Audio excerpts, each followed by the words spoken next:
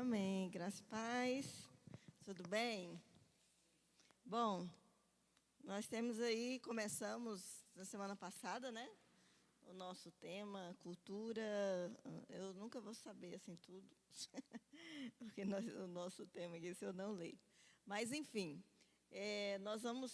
Só que eu não quero falar e estudar sozinha isso, né? Então, eu quero assim desafiar cada um de vocês. Né? Hoje nós temos bem menos, né, do que na semana passada. Desafiar vocês a estarem junto conosco nesse processo. Eu acho que a gente subestima muito a juventude, porque às vezes a gente fica achando que, né, a gente que é mais velho, não tão velho, um pouquinho mais velho, a gente se acha, assim, a gente acha que a gente, né, no auge da nossa experiência, que os jovens às vezes não têm tanta sabedoria, não sei, e a gente subestima os nossos jovens. E aí, quando os jovens vão para a faculdade, né, eles recebem lá coisas fortes, né, e às vezes a gente fica aqui numa garapinha, né, no açúcar, numa coisa bem, bem básica. E quando os nossos jovens vão para a faculdade, eles então, quando estão estudando, seja no ensino médio, seja na faculdade, então eles recebem doses profundas, né, de um discipulado que não necessariamente é um discipulado bíblico, é um discipulado voltado aos princípios que nós conhecemos da palavra de Deus, né? Então, eu tenho um desafio aqui. Eu não queria fazer isso sozinha, eu queria fazer isso com vocês, tá? Nós estamos estudando, né, muito esse tema. Alguns livros, né, a gente está falando, né, sobre esse tema da cultura, do engajamento cultural, né, e vida cristã. Então, e como a gente então viver, né, nessa cultura e com valores e com princípios que muitas vezes não tem nada a ver com a cultura que a gente está vivendo, né? Enfim, e a gente já falou um pouquinho semana passada. Quantos sinceramente gostaram aqui, né? Foi muito bom, não foi? E aí eu queria dar um desafio aqui. Então, nós temos alguns temas que eu achei muito interessantes e eu queria dar um desafio para a gente fazer uma dinâmica diferente, especial, nas nossas redes aqui, nos nossos cultos aqui de jovens, né? E aí que eu queria, né, dar para vocês aqui. Algumas pessoas, a gente vai fazendo essa leitura, e aí eu queria, nas próximas redes, eu dar para vocês um tema, um capítulo, né, de um dos livros básicos que nós estamos trabalhando, né? E você, então, vai trazer, né, e você vai ter aqui 10 minutos, né? Acho que dá para 3 pessoas, enfim, de 7 a 10 minutos, 5 a 10 minutos, para você falar, né, esse tema e o que esse capítulo, ou enfim, esse tema traz, né? Então, você vai trazer para a gente. Então, porque eu não queria falar sozinho, eu queria que vocês também lessem com a gente, que vocês estivessem acompanhando, enfim, né, na dinâmica de vocês, na linguagem de vocês, e a gente tem alguns temas aqui. Então, eu queria saber as pessoas que, primeiro, vão aceitar esse desafio. Poxa vida. Angelô, Pietro, é o Christian, é o Sony, Christian também ali, estou vendo você. Levantou a mão? Não.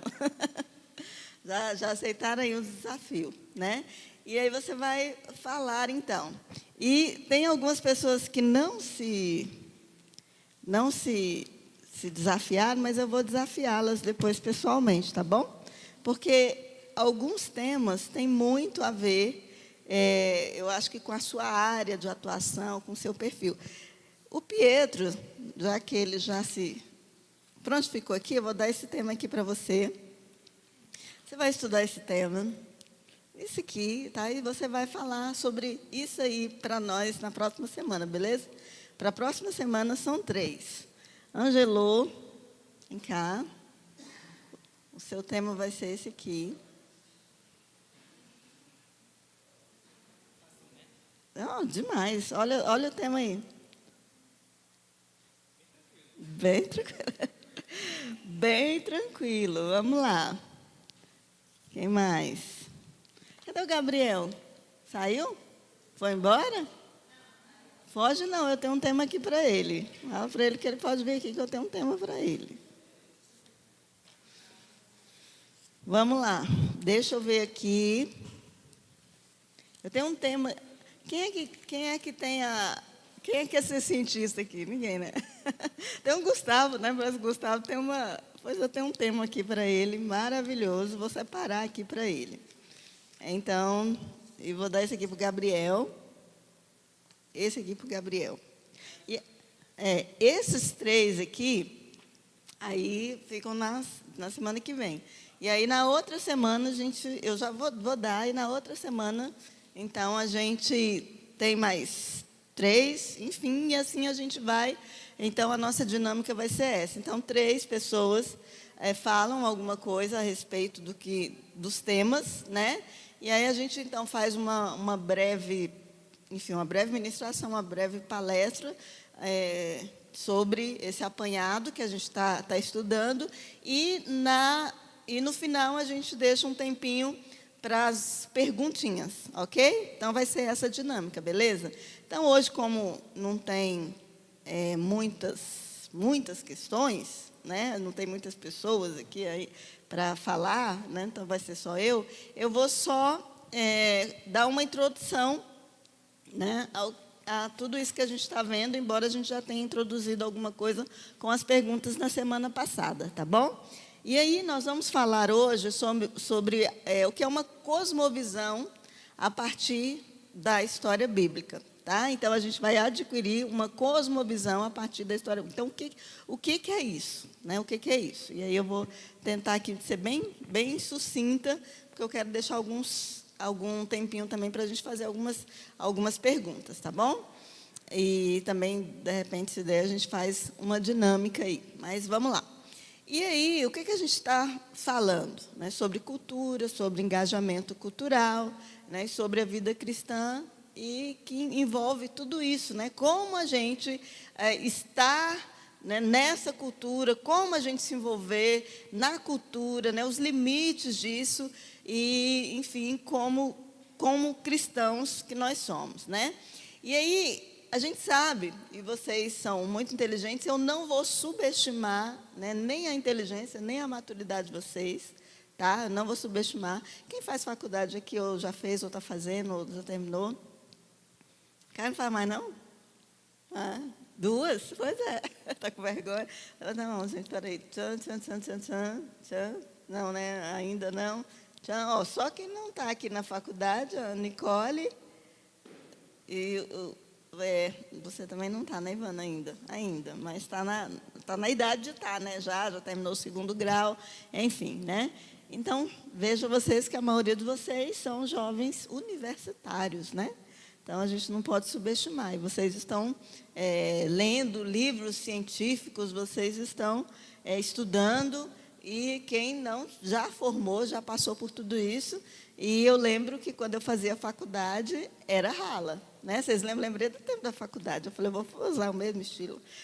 Acho que com vocês, não sei, mas lá na UNB era assim, gente. Que a gente usava, era xerox, né? Parte, enfim. E era assim que a gente ia, né, se utilizando dos livros. Ok. Então, eu me lembro que a gente estudava muito. E aí, eu sei que vocês, como jovens aí, possivelmente universitários, ou que terminaram o 2º grau, vocês vão lembrar comigo aqui que a história da humanidade, ela é dividida pelos historiadores, né, e os pensadores por algumas eras. Né? Quem lembra? Quem lembra? Como é que os historiadores dividem a história? Pré-história, lembra? Pré-história, Idade Antiga, o que mais? Idade Média, eu estou olhando aqui, por isso que eu estou acertando todas, tá? Idade Moderna, né? E a Idade Contemporânea, né? Que é os dias que a gente vive, né? Então, é sobre essa perspectiva que a história é dividida, né? Sobre essa perspectiva histórica. Entretanto, e é claro que não é nenhum paradoxo, nenhuma antítese, nada, né? Mas a Bíblia conta a história da humanidade sobre outro aspecto, né? Então, a Bíblia não fala da pré-história. A Bíblia, ela se divide, basicamente, a história da humanidade, segundo a Bíblia, é dividida com 4 eras ou 4 pilares. Então, são praticamente essas 4, que é a criação, o pastor Luiz Carlos já falou isso, e vocês vou repetir isso e a gente vai aprender sobre isso, tá bom? Então, a gente vai aprender. Então, vamos lá. Criação, queda, redenção e consumação. Tá? Então, consumação ou glorificação. Tá? Então, a Bíblia, ela trabalha praticamente nessas quatro eras, né? Então, é assim que a Bíblia se divide, ou a história da humanidade se divide, ou a história do homem, ela trabalha, ou ela está resumida, né, nesses 4 pilares, que é a criação, que é a queda, que é a redenção e que é a consumação. Sendo que a consumação ou a glorificação, ela fala de um aspecto futuro, né, que nós vamos viver, onde é o fim de todas as coisas, onde tudo vai ser consumado. Aí você vai entender, pastora, por que isso é importante? A gente vai falar por que isso é importante. Então, a gente não vai praticamente falar da consumação, né, porque não é o nosso alvo aqui falar basicamente disso, esse último período aí desse pilar, né, da história do homem, da história da humanidade, porque fala do futuro de todas as coisas, e a gente vai trabalhar até a nossa era, que, digamos assim, contemporânea, né? Então, embora não seja menos importante, não é isso, mas o fato é que a gente vai praticamente frisar esses 3 pilares aqui. Então, o fato é que esses pilares, sobre essa perspectiva bíblica, que são a era, os tempos, elas, na verdade, não falam só do período, né, bíblico ou da história da humanidade em si, porque é assim que a Bíblia divide a história da humanidade, ou conta a história da humanidade. E as histórias, a gente tem que entender que a Bíblia não é um conjunto de regras, não é? A Bíblia não é um conjunto de, é isso que pode, ou isso que não pode, ou apenas de mandamento, disse Deus, amarás o Senhor todo o teu coração. Não, a Bíblia é um livro de histórias, né? Então, a Bíblia, ela tem essa perspectiva histórica, e até ela conta a história. Então, começa contando a história da humanidade, né, e depois a história de um povo, enfim, e aí até a consumação, né, que a gente chama que é a consumação, a glorificação da humanidade. Então, a Bíblia é um livro, claro, de história também, mas ela trata não somente da história da humanidade, ou desses períodos dessa humanidade, ou o aspecto dessa humanidade. Então, é muito mais abrangente, não é uma coisa que se encerra aqui, simplesmente, às vezes, como é feito pelos historiadores, a história da humanidade, a pré-história já se encerrou. Então, são coisas que se confundem, né? São aspectos que se confundem, porque não são apenas períodos da história da humanidade, mas também fala da nossa condição humana.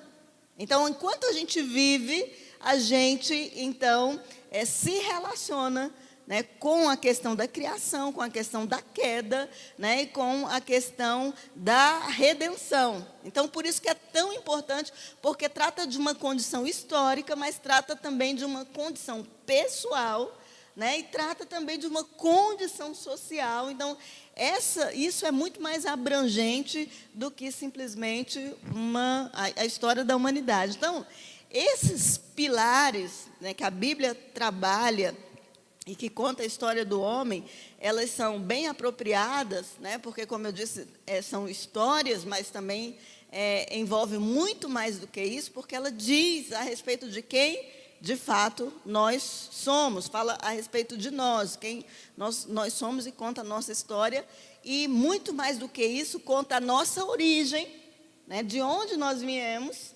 Então, nós não estamos aqui por acaso, né, como nós já falamos muito sobre isso no 40 dias que a gente faz, né, na nossa campanha de 40 dias de propósito. Então, fala a respeito da nossa identidade também. Então, fala da nossa origem, fala da nossa identidade, e também aponta o nosso destino. Então, veja como é tão importante a gente entender isso. E por isso eu estou chamando isso de cosmovisão. Porque às vezes a gente não sabe dar respostas simples assim. E aí, para onde nós vamos? E aí, qual é a origem? Né? E aí a gente fica, às vezes, em dúvida, porque existem métodos, né? E existem filosofias, existem ideias a respeito da nossa origem, a respeito da nossa identidade, a respeito do nosso destino. São perguntas que as pessoas estão fazendo e que muitas vezes nós, que devemos entender a perspectiva bíblica, né? Como se conta a história, a nossa história, a história da humanidade, e às vezes a gente ainda fica em dúvida a respeito de coisas tão importantes quanto a nossa origem, quanto a nossa identidade e quanto ao nosso destino. Então, se a Bíblia fala a respeito disso, se há esse panorama bíblico, se conta essa história, então isso, ou esses pilares, né, da criação, esse pilar da queda, esse pilar da redenção, eles devem governar, direcionar a nossa vida e moldar a nossa vida. Então, o nosso desafio como cristão é que isso mude a nossa vida. Então, essa é a ideia da cosmovisão. Então, é quando a gente vive a respeito de uma luz. É quando a gente vive a respeito, ou, enfim, em torno de uma verdade, né?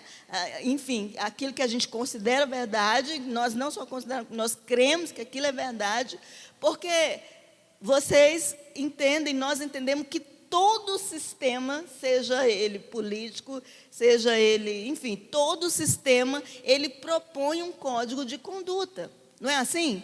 Então, por exemplo, a política, ela tem um código de conduta, então ela tem um código que se alguém que é da política quebrar aquele código, ele pode ser punido, não é? Então, a gestão pública tem princípios que regem a questão política, né? O princípio um dos princípios, alguém sabe, eu sei que tem 5 princípios que movem, por exemplo, a política, né? Da gestão pública. Então, tudo tem um código, né? E nós precisamos entender que nós, enquanto cristãos, a gente tem códigos de conduta que muitas vezes a gente desconhece. Então, essa é uma ideia de cosmovisão. Então, a cosmovisão é o óculos que nós utilizamos, que faz a gente entender e faz a gente enxergar o mundo sobre essa perspectiva, tá bom? Então, para a gente entender esses pilares, a importância disso. Então, por exemplo, quando eu digo que eu sou uma mulher,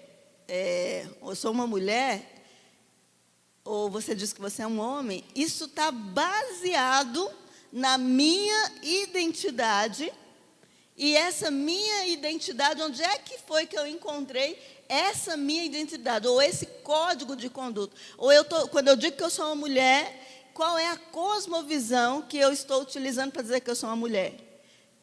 É a cosmovisão bíblica, não é? Baseada no pilar da criação, que eu acredito, eu creio, eu tenho isso como verdade de que Deus me fez mulher.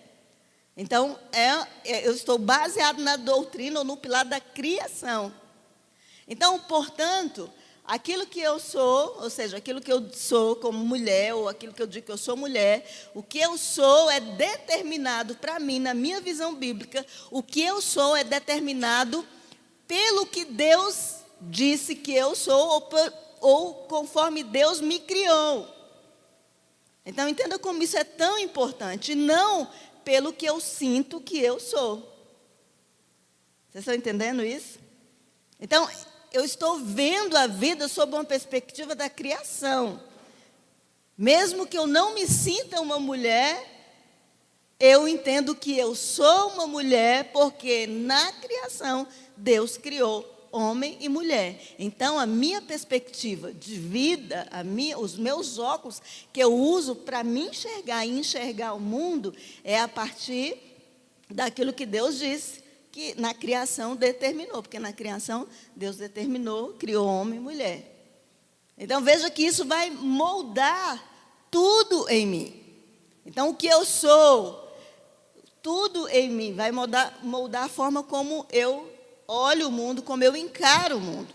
Então, aquilo que eu sou, ou aquilo como eu uso, aquilo que Deus me deu, e aí, se Deus me deu o meu corpo, se Deus me deu, enfim, tudo que Deus me deu, como eu uso aquilo, ou se eu uso de maneira correta, ou se eu uso de maneira irreverente, também é um sinal, aí não é a evidência da criação, é a evidência de quê? Se eu uso aquilo que Deus me deu, a minha identidade de mulher, ou enfim, as coisas criadas, se eu uso de maneira irreverente, de maneira que Deus não direcionou, e que a gente vai falar um pouquinho sobre isso, eu estou evidenciando qual aspecto? A criação, queda ou redenção?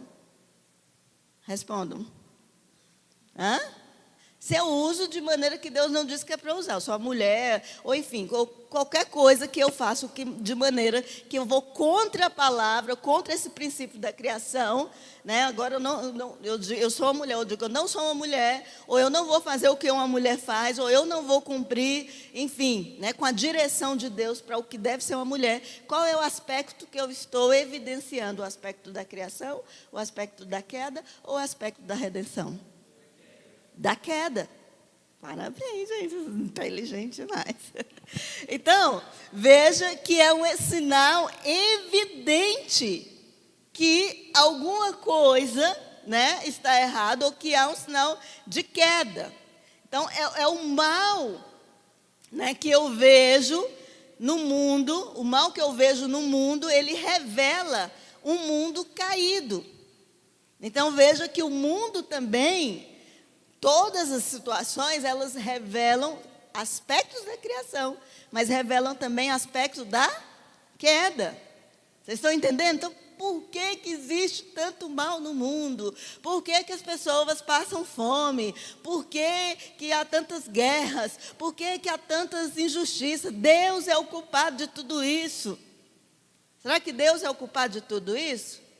E aí, isso revela o quê? Aspecto da queda. Da queda. E aí, por outro lado, quando a gente olha para Cristo, não é? E a gente vê Cristo, o homem perfeito, e aí o propósito de Deus, quando manda Cristo, é enviar o homem perfeito. Então, Cristo vem nos dando, não só a convicção, mas nos dando a condição de nos tornarmos semelhantes a eles, embora haja em nós aspectos da queda, para sempre. Isso fala de quê, gente? De redenção. Então, nós podemos ser redimidos. E não só podemos ser redimidos, como o mundo, embora ele vá apontar aspectos da criação, como aspectos da queda, o mundo também aponta aspectos da redenção. E há muitas coisas que apontam que Cristo está transformando, e a vontade de Deus é que nós sejamos redimidos conforme a imagem e semelhança daquele que é perfeito. Então, eu estou falando tudo isso porque a gente precisa entender e viver sobre essa perspectiva. Então, esse é o nosso chamado enquanto cristãos, porque isso diz respeito à cosmovisão, é como nós entendemos. Por que há tanto mal no mundo? Por causa da queda. Por que mesmo tendo tanto mal no mundo, há tantas coisas boas no mundo? Porque ainda temos aspectos da criação. E porque Cristo, por que algumas coisas, não é, elas foram então transformadas, era ruim, ficou boa? Porque nós temos aspectos da redenção num mundo em que nós vivemos apesar de todo o mal. Então, se nós olharmos para qualquer lugar, se nós olharmos para dentro de nós, se a gente olha para o mundo, se a gente olha para as pessoas, se a gente olha para a terra, a gente vai ver aspectos da criação. A gente vai ver aspectos da queda. Lembre-se que lá, quando a história do homem, da queda, quando o homem pecou, né, a Bíblia diz que a maldição da terra foi produzir espinhos, abrolhos, pragas. A terra expressa a queda. A própria terra. A gente ia cultivar no jardim, Mas aí ia trabalhar, porque o trabalho é antes, viu, gente, da queda, né? Não é maldição, não, o trabalho foi antes da queda. Né? Mas parece que era um trabalho mais prazeroso. Né? E a mesma expressão que é usada para, assim como a mulher passou a ter dores por causa do pecado, né? A terra também passou a ter dores, abrolhos, e o homem também passou a ter dores, que é a dor de trabalhar. Então você vê aspectos da criação na terra, mas você vê também aspectos da queda. Porque agora a gente tem que lavar e a terra, se você não trabalhar, você tem que capinar, você tem que... Né? Eu sei que não é um contexto nosso aqui, a maioria, né? Mas assim, você tem que trabalhar para ganhar, né? Você tem que se esforçar. Né? O fruto do trabalho hoje é penoso. Né? Então, o nosso trabalho é penoso. Então, o homem precisa trabalhar. Então, são aspectos da queda também. E aí, é sobre isso que nós estamos falando e que nós vamos falar aqui, não é? Nesses dias, e eu acredito que Deus vai nos trazer uma nova perspectiva de olhar todas as coisas. Então, a gente precisa viver sobre esses aspectos. E aí eu vou falar aqui mais especificamente sobre cada um desses exemplos aí, tá? Sobre essas perspectivas que a gente vai trabalhar aqui, da criação, da queda e da redenção. Então, o que é viver sobre a perspectiva desses três pilares? Primeiro, o que é viver sobre a perspectiva da criação? É que existe um Deus criador. Aí você pode falar, pastor, isso é tão óbvio. Não é. Não é tão óbvio assim quanto parece. Pois existem muitas religiões, muitas filosofias que criam, enfim, né, deuses que criam outras formas da nossa origem, e muitas vezes, ainda que a gente tenha essa mentalidade, a gente não vive sobre esse aspecto de que Deus criou todas as coisas. Você vai ver que, às vezes, a gente acredita, mas a gente não vive na prática como se tivesse um Deus criador, e que definiu, e que deu, né, para nós essa origem, essa identidade e esse destino.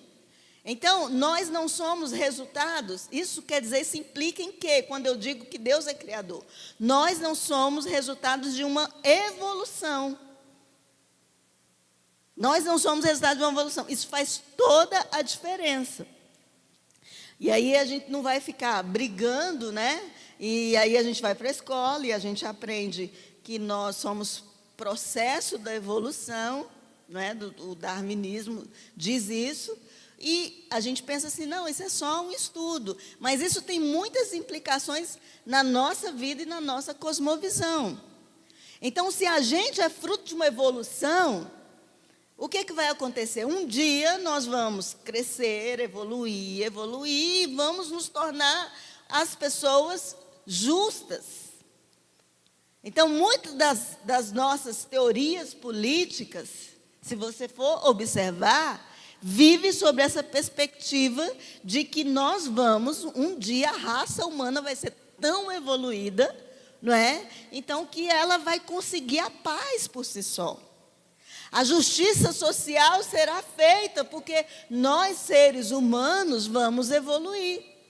Então, veja, essa perspectiva é diferente quando nós entendemos que nós não somos fruto da evolução. É por isso que, quando a gente vê as reportagens, né? E aquela violência bárbara, né, pessoas que matam, enfim, aí alguém diz assim, gente, em pleno século XX, um negócio desse acontecendo, o que está implícito nesse discurso? O que está implícito? É que, ao longo, né, de tantos séculos, a gente ainda não evoluiu para não cometer esse tipo de violência. Em pleno século XX, 20 séculos já se passaram, e a gente ainda não chegou, né, à evolução. Eu me lembro que, acho que uns 30 anos atrás, não sei, eu assisti um filme, e esse filme, aí a gente vê essas teorias, né, moldando uma geração. Então, tem um filme muito antigo que fala Admirável Mundo Novo. Eu não sei se algum de vocês teve essa oportunidade, que é um filme muito antigo, mas falava de um mundo novo.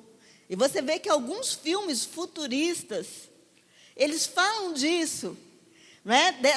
Desse modelo de sociedade ideal, onde o homem evoluiu ao ponto de descobrir ou de viver em paz. Então, não há guerra, né? E as pessoas vestem aquelas roupas futuristas, brancas, né? E os relacionamentos, enfim, né? E aí é uma Matrix, né? Bem que Matrix não fala dessa evolução, ao contrário. Mas é essa visão. Então, se a gente vive sob a perspectiva da criação, a gente entende que a gente não é fruto de uma evolução e que nós não vamos evoluir por nós mesmos. Que a gente não vai chegar um dia e a gente vai estar, a humanidade por si só vai estar saradona, vai viver em paz, né? Então, a igualdade para todo mundo, que nós vamos tratar todo mundo igual, né? Essas são utopias baseadas numa cosmovisão da evolução. E aí eu quero que vocês comecem, a partir de agora, a prestar atenção em alguns discursos. Esses dias, a Natália mesmo postou um negócio lá, não sei o quê. Aí o cara falou, não tem negócio nesse mundo, não. Nós precisamos evoluir. Então, a gente começa a prestar atenção nesses discursos, que você vai ver que nós vivemos uma cosmovisão que nós desconsideramos o aspecto da criação de Deus. Então, nós somos fruto de criação e não de evolução.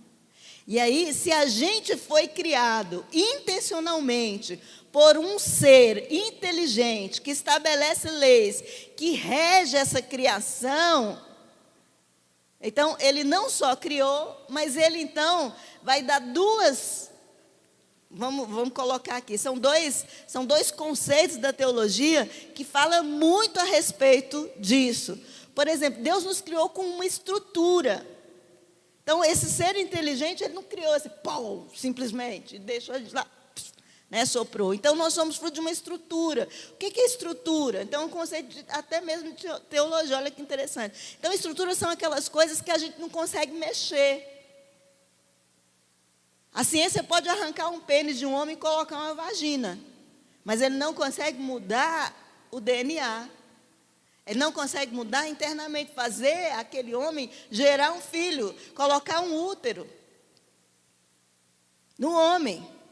Então, a estrutura continua sendo estrutura.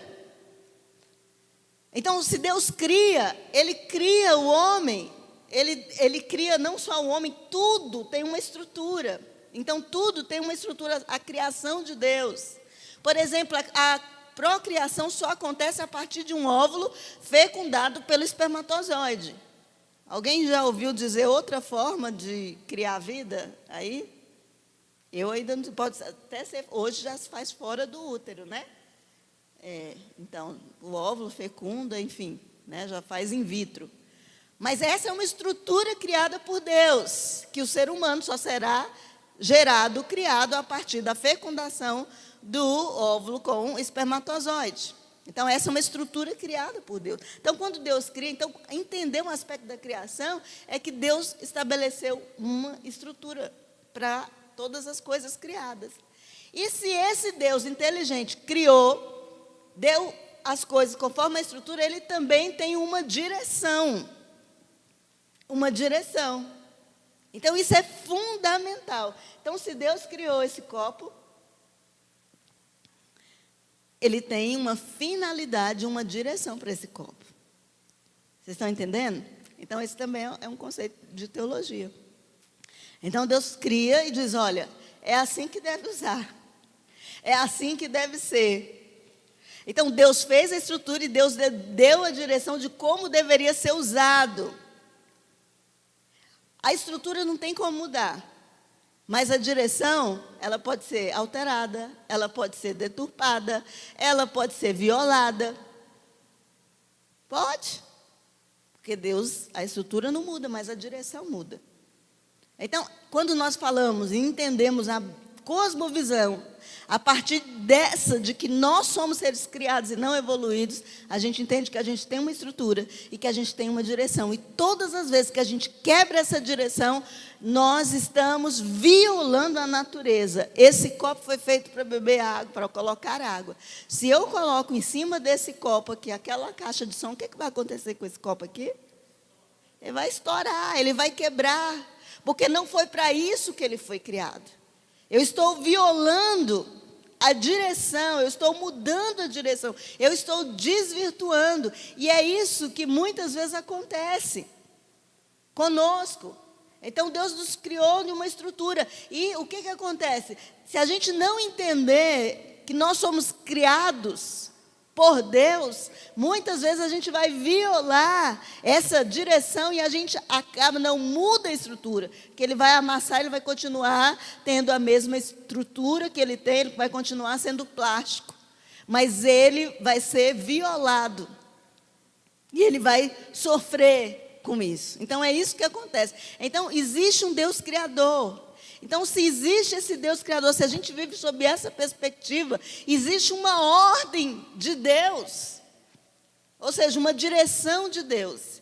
E aí essa direção, ela é em 3 níveis ou em 3 sentidos. Então, são 3 direções, são 3 caminhos que Deus aponta e basicamente a gente vai falar aqui, tá bom? E a gente vai escolher um desses que a gente vai estar falando. Então, isso é uma introdução aí, o que nós vamos estar falando, né, durante todo esse período. Então, existe uma ordem de Deus para o relacionamento com Ele, ok? Então, Deus tem uma direção para o relacionamento com Ele. Então, porque Ele criou todas as coisas, você cria uma coisa, e aí você não dá direção para ela, você não é assertivo, e esse também é um problema hoje da educação, porque a gente tem filho e aí a gente tem que fazer, não pode dar direção, o filho tem que fazer as escolhas. Como que uma criança consegue fazer as suas escolhas? Como que uma criança consegue fazer escolhas se ela ainda não entende a direção?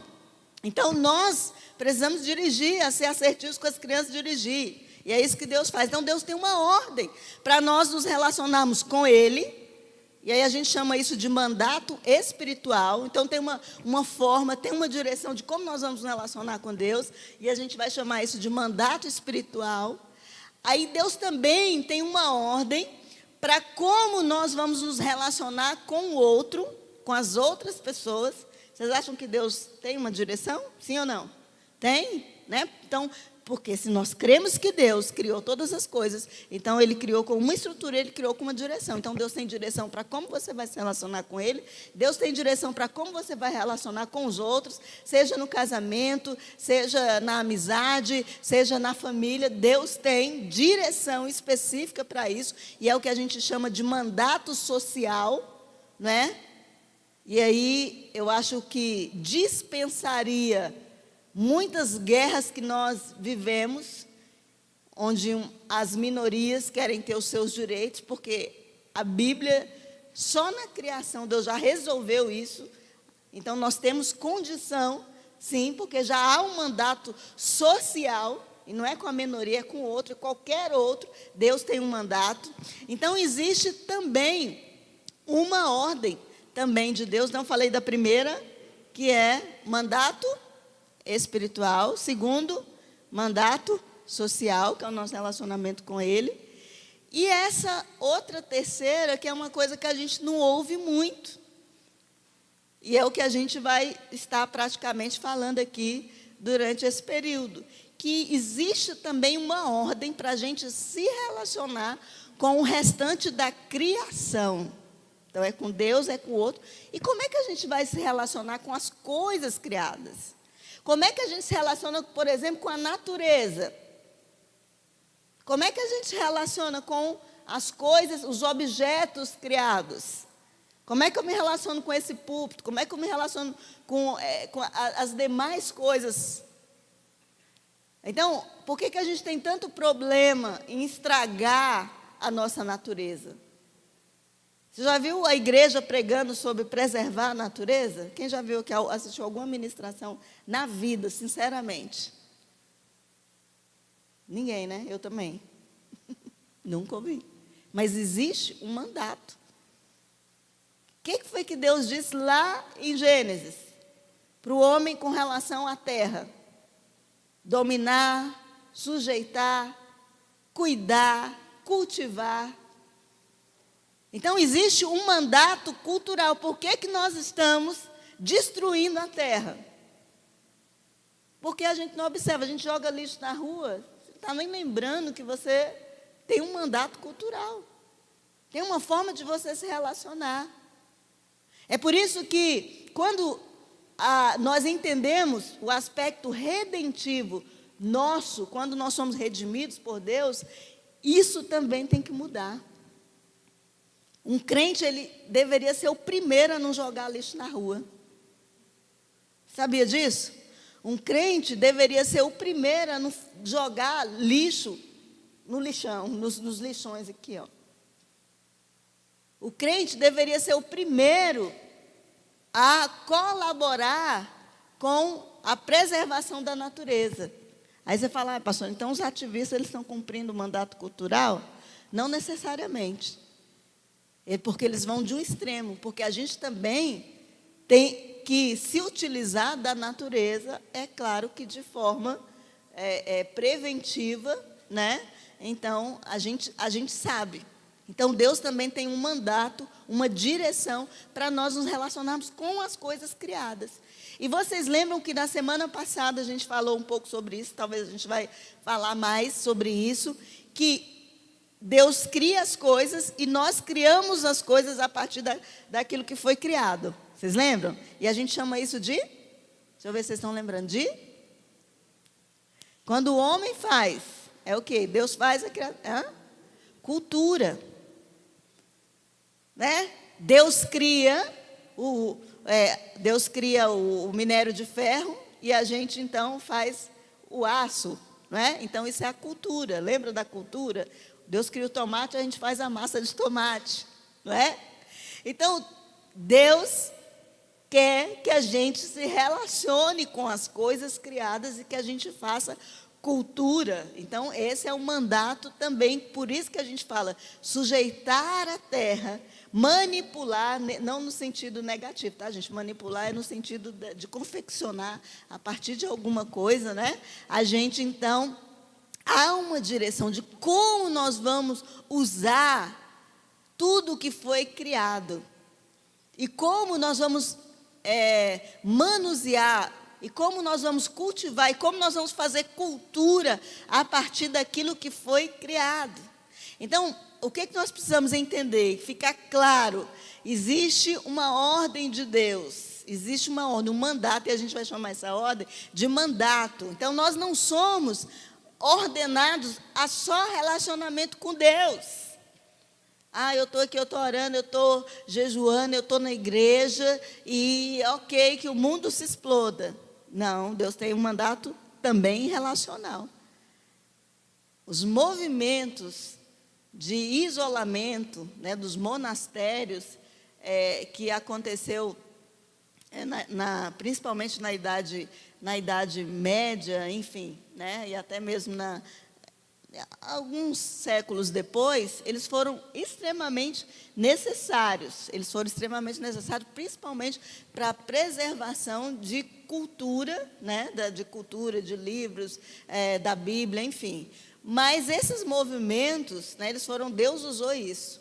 Mas essa não é a vontade de Deus que a gente se isole, a gente até falou um pouquinho sobre isso, porque existe uma ordem de Deus para nós nos relacionarmos com os outros, e existe uma ordem de Deus para a gente se relacionar com as coisas criadas e criar cultura a partir dessas coisas criadas. Então, a gente não foi só ordenado a uma direção, só adorar a Deus, não. A gente foi relacionado nós somos direcionados, né, nesses três aspectos, de Deus, do outro e, enfim, das coisas criadas. Então, existe uma maneira certa de amar a Deus, existe uma maneira certa, uma direção de nos relacionar com o próximo e de relacionar com o mundo e com os recursos que Deus nos deixou. Então, isso diz respeito aos aspectos da criação, quando nós entendemos a vida sobre o aspecto da criação. Tá bom? Então, é isso que a gente vai falar. E é sobre isso que a gente vai estar tratando. Então, quando a gente fala viver sobre a perspectiva da criação, é que existe um Deus criador e tudo isso que eu falei. Então, Deus tem uma estrutura, Deus tem uma direção, que seja para o relacionamento com Ele, relacionamento com o outro e com as coisas criadas. E isso também diz respeito à nossa identidade, quando a gente fala viver sobre o aspecto da criação. Ou seja, nós somos a imagem e semelhança de Deus. Então, nós somos criados à imagem e semelhança de Deus. E por mais que a nossa direção esteja errada, nós não perdemos a nossa imagem. E por mais que essa imagem esteja distorcida, o homem lá no mundo, o drogado, ele ainda tem aspectos da imagem e semelhança de Deus. Ele ainda reflete a criação de Deus. E é isso que a gente tem que entender. Então, mesmo quando a gente vive longe dele, a gente tem, sim, sempre haverá dentro de nós, dentro de qualquer pessoa, traços da personalidade de Deus, dos atributos de Deus.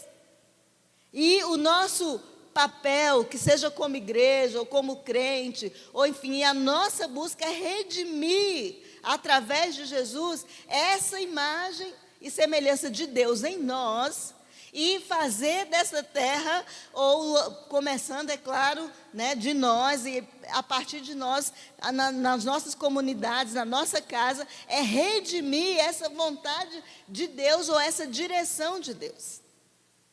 E aí, isso é viver sobre o aspecto da criação. E aí, vamos viver também sobre a perspectiva da queda. O que é isso, pastora? E aí a gente vai...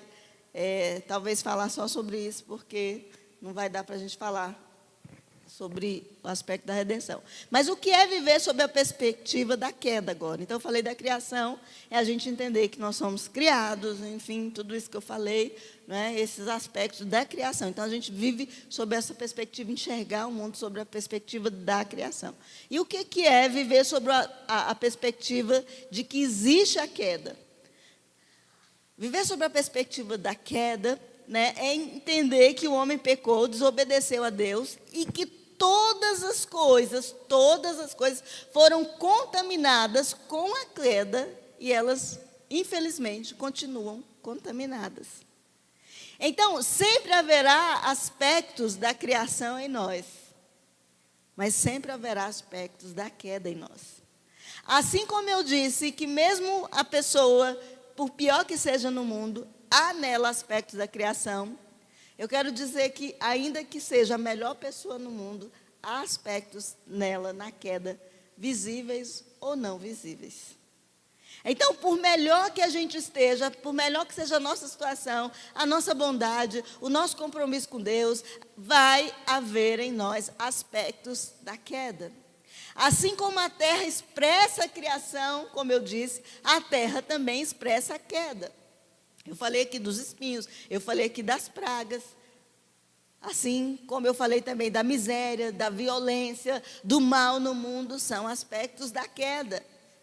Então, há aspectos da queda em um nível pessoal, há expressão da queda na minha vida, em níveis pessoais, na sua vida, em níveis pessoais, mas há expressão da queda no mundo.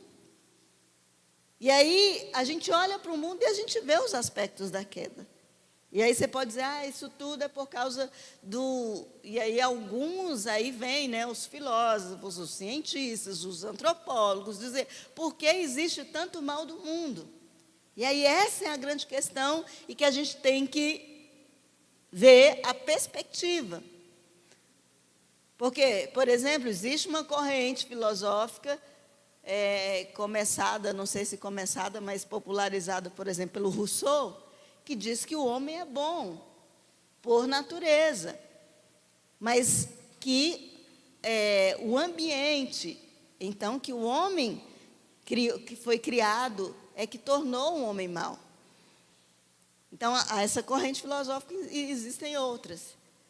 Só que a Bíblia diz que o mundo é mau, ou o mundo é mau, enfim, né, os aspectos ruins do mundo, não é porque é por causa da queda.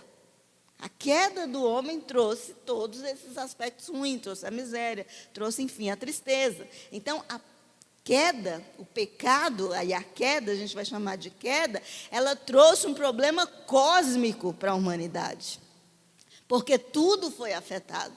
Então, a gente vai viver sobre essa perspectiva. Porque Adão foi amaldiçoado. Seus filhos foram amaldiçoados. Sua mulher foi amaldiçoada. A terra foi amaldiçoada. E aí o apóstolo Paulo vai dizer em Romanos 8, do verso 20 ao 22, ele diz assim, porque a criação ficou sujeita à vaidade. Olha o que o apóstolo Paulo está falando. Não por vontade, mas por causa do que a sujeitou. Então, nós, a humanidade, ela tem os aspectos da criação, mas essa condição, essa sujeição à vaidade, ao pecado, é uma realidade. E aí ele diz, na esperança de que também a mesma criatura será libertada da servidão da corrupção, ou seja, aspecto de nós na queda. É por isso que se você morrer, seu corpo vai ser corrompido, vai dar bicho, você vai deteriorar. Não é assim? Você joga uma carne lá, quando você voltar, aquela carne jogada lá, sem vida, o que vai acontecer? Ela vai apodrecer. Então, isso é corrupção, ou seja, a nossa carne é corruptível. Então, a nossa natureza foi corrompida. Então, ele fala, a mesma criatura será libertada da servidão, da corrupção, para a liberdade da glória dos filhos de Deus. O que ele está falando sobre isso? Porque sabemos que toda a criação geme. Olha o que o apóstolo Paulo está falando. Toda a criação geme e está juntamente com as dores de parto até agora. Então, todos nós sofremos aspectos da queda. A Bíblia diz aqui, segundo esse texto e outros textos, que a criação está debaixo de um cativeiro. Então, todos nós vamos conviver com a beleza da criação. A gente olha e a gente vê os aspectos, nossa, que maravilha, que mundo lindo que Deus criou, né? Que praia maravilhosa, que natureza, que bichinho bonito, né? Todos nós vamos conviver com a beleza da criação, mas nós vamos conviver com a afetação da queda. Então, a natureza nos oferece muitos recursos, mas ela também nos oferece muitos perigos. Não é verdade? Então, a natureza, a chuva maravilhosa, daqui a pouco vem uma tromba d'água e sai destruindo tudo. A mesma cachoeira que é linda, é a mesma cachoeira que mata. Então, a gente tem os animais domésticos, mas a gente tem os animais selváticos, que também devoram os homens. Tem um cachorrinho, que é o nosso amigo, mas a gente tem um leão, que se você vacilar, ele te devora. Então, o mesmo solo que produz o alimento, produz, como eu disse aqui, as pragas, os abrolhos, que exigem de nós o trabalho. Então, a importância da gente compreender o mundo sobre essa ótica, tanto da criação como da queda, nos leva a não ter uma visão utópica da sociedade, do mundo, porque se a gente não entender isso, a gente vai achar, né, que as pessoas, elas são más por causa do ambiente, como eu disse, que existem correntes filosóficas que falam sobre isso, não é? Então, por causa do ambiente, ou então, e aí se a gente mudar o ambiente, se a gente tiver uma sociedade justa, se a gente tiver uma boa economia, se a gente resolver o problema da fome, da miséria, da distribuição, aí o mundo vai ser perfeito. Será? E aí, às vezes, a gente fica brigando, vamos transformar, colocar esse povo numa sociedade perfeita, e tudo vai ser bom e maravilhoso. Será? Será? Então, veja que isso influencia a nossa mentalidade. E aí também essa é uma visão utópica, pois essas coisas, elas não resolvem. Você dá tudo para o homem, enfim, não vai resolver o problema interno do homem, o problema do pecado, o problema que a gente entende como a queda.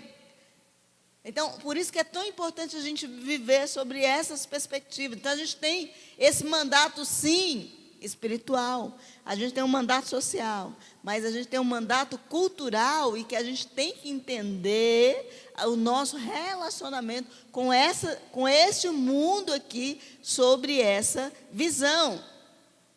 E é interessante que lá em Gênesis capítulo 3, a inversão desse mandato, ou desses mandatos, é que trouxe problema.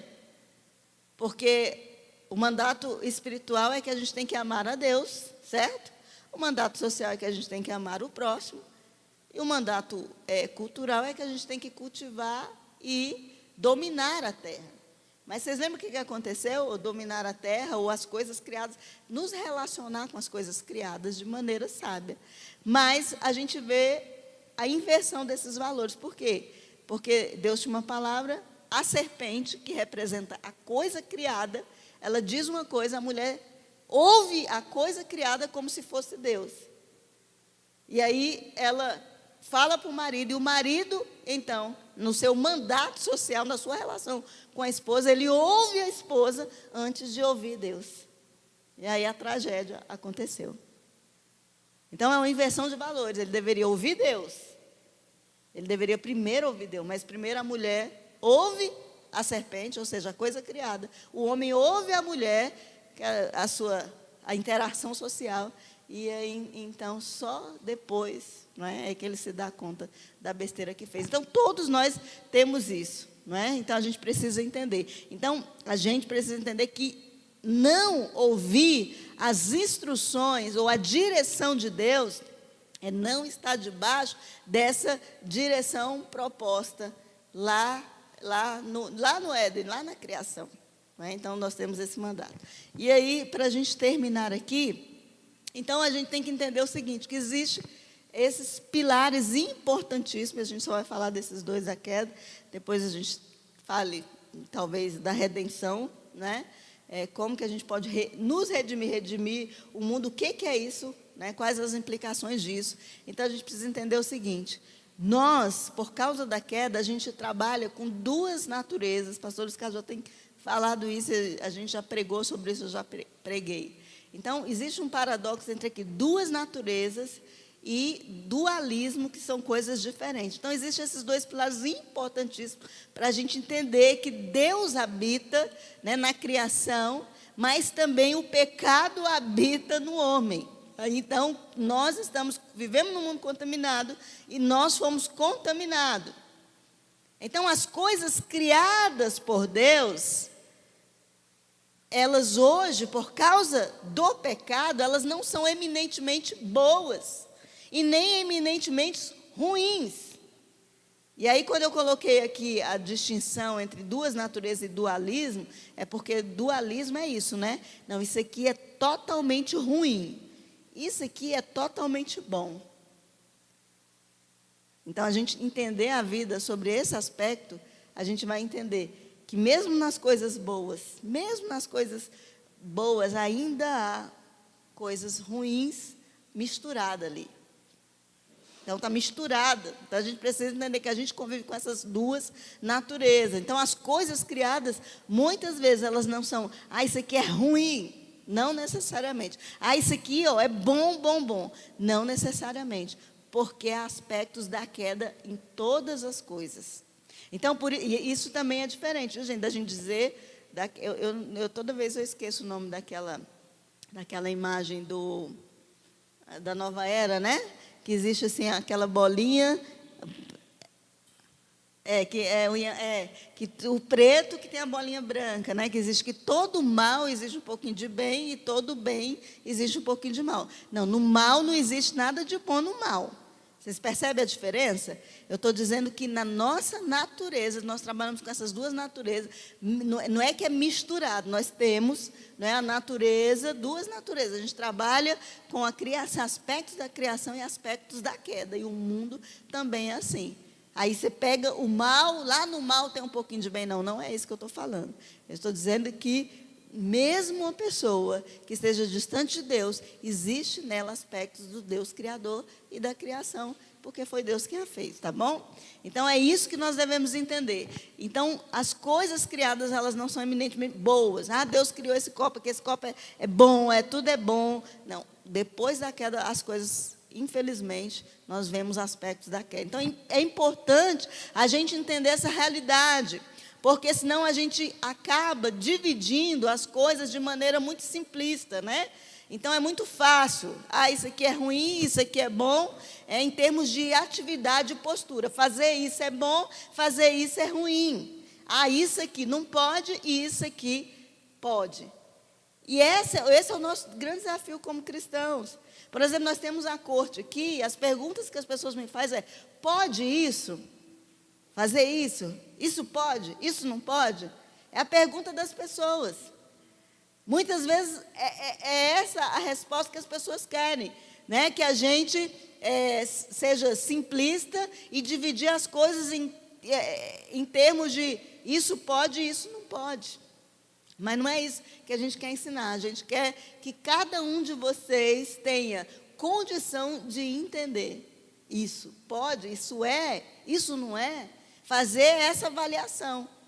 Não é? Porque essa é uma maneira preguiçosa que a gente tem. É muito mais fácil alguém dizer pode, não pode, né? E aí você vai para um extremo, você vai para o outro, isso é ruim, isso é bom, e a gente fica nessa e não é isso que a gente quer. Então, para muitas pessoas, o mundanismo é certo tipo de arte, é certo tipo de dança, sem entender que a cultura não é necessariamente boa ou ruim, mas a questão é, ela pode estar corrompida ou não. Ela pode estar distorcida ou não. Necessariamente a estrutura não é ruim, mas a direção pode estar errada. Quem está me entendendo? Vocês estão entendendo? Então, é isso que nós queremos trabalhar, é isso que nós queremos entender. E aí, a gente consegue enxergar, muitas vezes, o mundanismo, a política é ruim. A política é ruim. Gente, quando Deus manda o homem governar, Ele está falando de quê? De governar a terra. De gerir a terra. Então, um político, ele é um gestor, sim ou não? Sim. Então, faz parte da estrutura gerir? Sim. Agora, a direção pode estar errada? Pode. Pode. Então, a música, ela também foi criada, né, pelo próprio Deus no céu. A Bíblia diz que já havia música. Então, as notas musicais, como nós falamos na semana passada, foi criada pelo Deus. A natureza, na verdade, os instrumentos, eles são a tentativa de reproduzir os sons da natureza, os sons da nossa voz. Vocês sabiam disso? Então, se você for estudar a história da música, você vai ver. Então, a tentativa de reproduzir os sons através dos instrumentos. Então, Deus criou o som. Né? Deus criou a música. A natureza tem uma gama de músicas. Né? Se você observar a natureza, ela, né, expressa a glória de Deus com música também. Então, a música, a arte, ela não é necessariamente ruim, mas a direção pode estar ruim. A direção pode não cumprir o propósito para qual foi criado.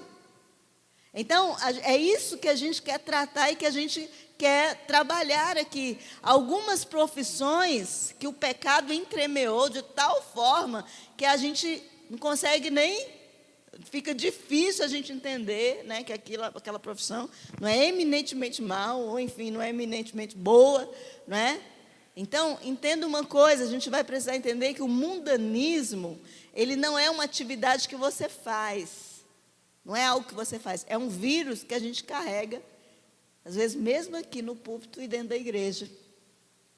Então, eu não quero desanimar você, mas realmente a gente vive numa situação dramática, de perceber essas distorções, as direções erradas da estrutura que foi dada por Deus. Mas aí, uma boa notícia é que, mesmo em meio à queda, mesmo em meio ao pecado, é que existe uma graça comum, né? Que os teólogos chamam até de graça comum. Então, você vê que, ainda que o pecado tenha sido uma desgraça que contaminou tudo, Deus, em sua finita bondade, não permitiu que o pecado ele fizesse todo o seu estrago completo. Pois a Bíblia diz que Deus manda chuva para bom, para justos, para injustos. Então, Deus é gracioso e Ele não nos deu todo o mal que nós merecíamos. E isso é a graça. Então, a graça de Deus, ela permite que mesmo o homem ímpio seja manifestado ou manifeste nele aspecto do próprio Deus. Então, é por isso que cabe a nós, como igreja, discernir essas questões, essas coisas, e não simplesmente categorizar e dizer isso é errado, isso é certo, isso pode, isso não pode.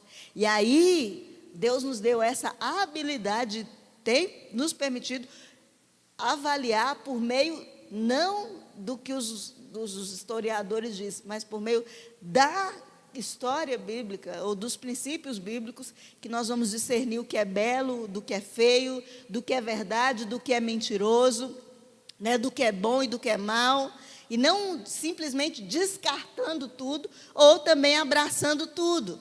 Então, por quê? Porque nós já falamos aqui, que dentro do mundo, ou seja, dentro desse aspecto cultural, ou a criação do homem, tá? Quando eu falar de cultura, agora vocês vão ter em mente, que é o que o homem faz a partir do que Deus fez, tá? Então, a expressão da criação e da sua beleza, e muitas vezes fora do ambiente religioso. E é isso que nós precisamos aprender. A verdade, a beleza, os dons de Deus, que vêm de Deus, não é? Eles são dados à sua criação.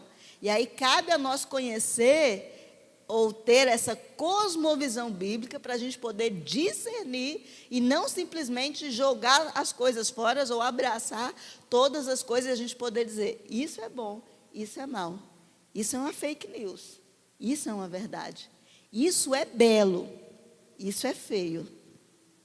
Porque Deus também se preocupa com estética. Porque só se você dar uma olhada para a terra, você vai ver que Deus se preocupa com beleza. Né? Então, os aspectos de Deus. E aí é disso que nós vamos estar falando, nós vamos dar continuidade aqui nas nossas próximas reuniões. Amém? E vocês vão me ajudar nisso, ok? Amém? Então, tá bom. Vamos parar por aqui, nós vamos orar.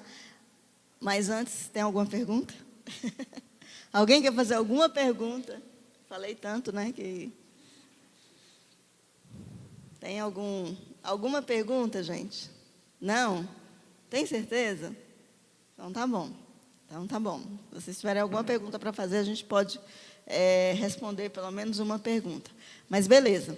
E aí, semana que vem, a nossa dinâmica será os três aí que pegaram hoje, Pietro, Ângelo e Gabriel, né? Vocês vão ter até 10 minutos para vocês falarem, e depois a gente vai fazer o fechamento, tá? E também com algumas perguntas. Beleza? Oremos ao Senhor. Pai, em nome de Jesus, queremos agradecer ao Senhor por este momento, queremos pedir ao Deus entendimento acerca de tudo que nós estamos falando aqui, Pai.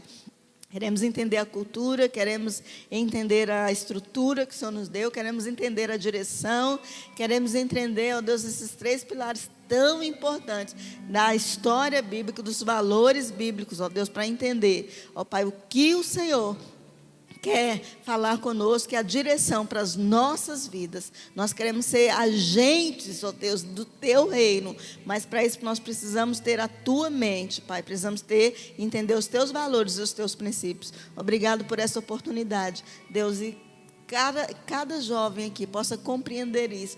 Fala aos corações deles. Espírito Santo, abre o entendimento, ó Deus, que eles possam entender as Tuas verdades, as verdades do Teu reino, que superam, ó Deus, qualquer verdade, qualquer ideia e qualquer filosofia. Obrigada, meu Pai, em nome de Jesus. Amém?